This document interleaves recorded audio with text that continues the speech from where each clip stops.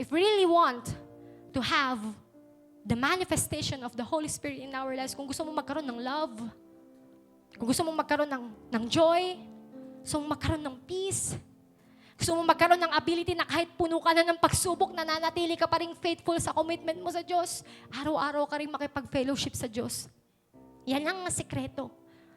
Manatili ka sa presensya ng Panginoon and everything will follow.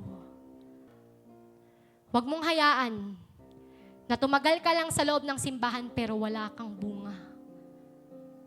Huwag mong hayaan na tumataas lang ang posisyon mo at dumadami lang yung mga bagay na ginagawa mo dito sa loob ng church pero wala ka talagang bunga.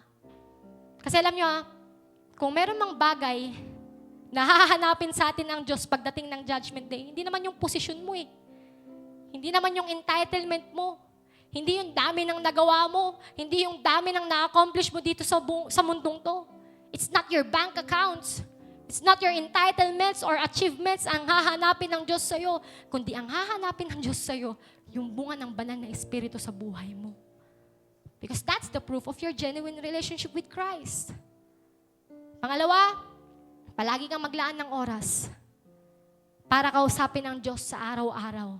Dahil the more na nakaka-fellowship mo ang Diyos, the more na mas nagiging kamukha mo si Kristo. Kahit gaano tayo kabisi sa school, guys. Alam ko, struggle talaga, mahirap talaga. Lalo na sa mga nagtatrabaho, sa mga nag-aaral, sa maraming responsibilidad sa buhay, sa mga may business. Alam ko, mahirap talaga. Pero isa lang ang encouragement ko. Kahit gaano tayo kabisi sa school, sa business, sa trabaho, o kung ano pa mang bagay ang pinagkakaabalahan mo, palagi mo pa rin piliing kausapin ang Diyos. Wag na wag mong isi-set aside yun. Wag na wag mong aalisin sa buhay mo yun. Manalangin tayo.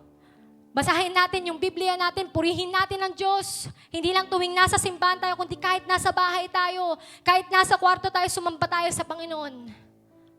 And lastly, hayaan mo na ang Holy Spirit ang maghari sa buhay mo. Dahil kapag ang Holy Spirit ang naghahari sa'yo, siguradong magbabago ang buhay mo.